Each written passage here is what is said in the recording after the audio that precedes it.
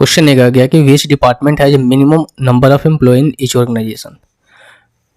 तो प्रत्येक ऑर्गेनाइजेशन में, प्रत्येक विभाग में कर्मचारियों की न्यूनतम संख्या कितनी है, या फिर किस डिपार्टमेंट में, ठीक है, कर्मचारियों की न्यूनतम संख्या है।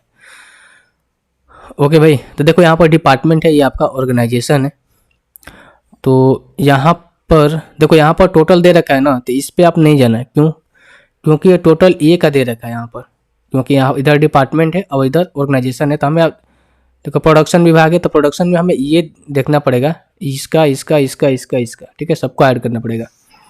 तो अब अगर मैं प्रोडक्शन की बात करूँ यहाँ से, देखो प्रोडक्शन में क्या है, मान लो यहाँ पर 1500 है, यहाँ पर भी 1500 है, ठीक है। तो 15 दूनी का 30 और ये इसको 15 से ही मानो, 15 तिया 45 और 15 चौका 60, 6000 और 6000 10, मान लो 10,500 है, ठीक है। मैं एज्यूम कर रहा हूँ। लीगल में आप इसी तरीके से देख सकते हो, सबसे कम हमें, लीगल को अभी छोड़ दो। अकाउंट में देखो आप, अकाउंट में तो लीगल से ज़्यादा ही है।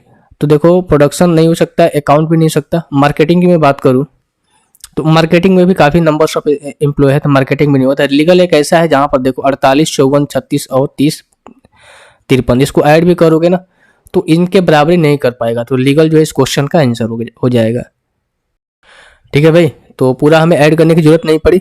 अदरवाइज आप देखो, कुछ लोग क्या देखते हैं, यहाँ पर टोटल है ना, टोटल आप देखकर अगर इसको मार्क करोगे ना तो फिर दिक्कत हो जाएगा ना।